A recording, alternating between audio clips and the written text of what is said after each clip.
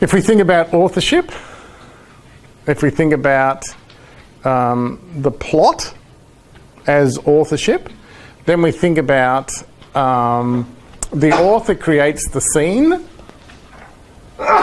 creates the content, creates the dialogue, creates the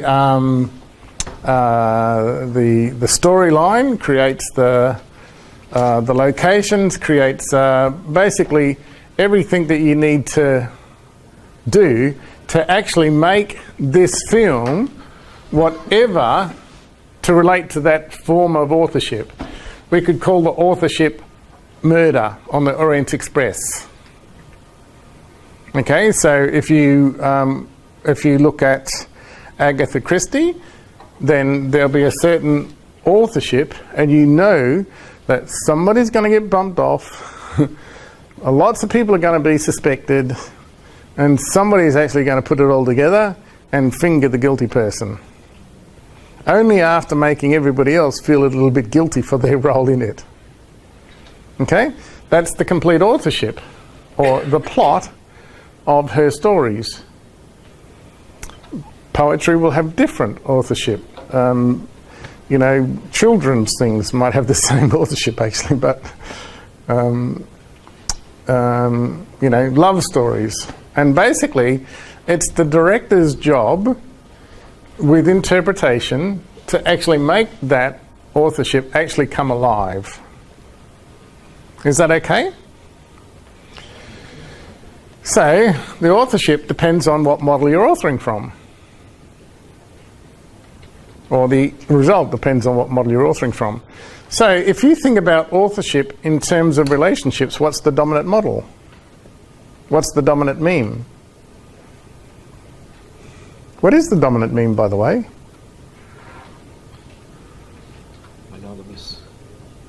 So it's monogamous ownership. Isn't it? Certainly not flexibility. What about authorship and business? What is the dominant role?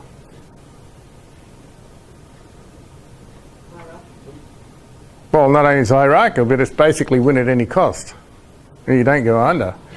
What about authorship and children? What about authorship in the workplace? What about authorship with money and health and families?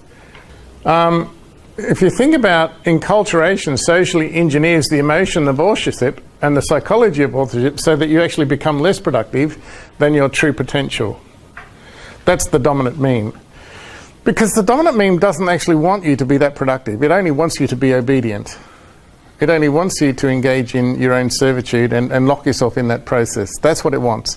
It wants, more than anything else, what's the one thing that it actually totally wants? If there's one thing more than anything else, what does it want? Predictability. Because without predictability, we can't plan. And some of these things might be planning for 10, 20, 30, 40, 50 years out. I mean, you know, other cultures plan for thousands of years out. But in order to get there, you know, you need predictability. So in Loy Young's usage, plot refers to consuming the emotional space of others. Consumerism's plot manipulates your emotions. In most relationships, people either dominate or they shrink. So the resultant behaviour for each individual is either under or over expression. So under or over expression can be seen in most facets of people's lives, especially when it comes to you know, personal finances, because that's where it basically all gets telltale. And the reason why it's telltale is because you can add up the numbers. It's so easy to add up the numbers. It's so difficult to add up the numbers in relationships, because it's emotion and feeling based, which are really slippery. One day I can feel this, the next day I can feel that. But when you add up numbers, it's so clinical and clean. So the conditioned experience is often within the three money mindsets of earn, spend and borrow, which then leads to the incarceration to debt itself. So within the plot, villains overtake the emotional space of victims. So space overtaking plays out in work, in personal, family environments.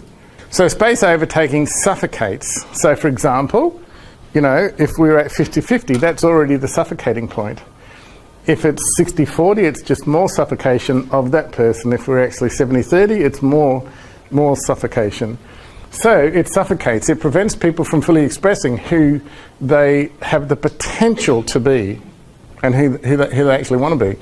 So overtaking is where one partner parent either covertly or overtly controls, dominates.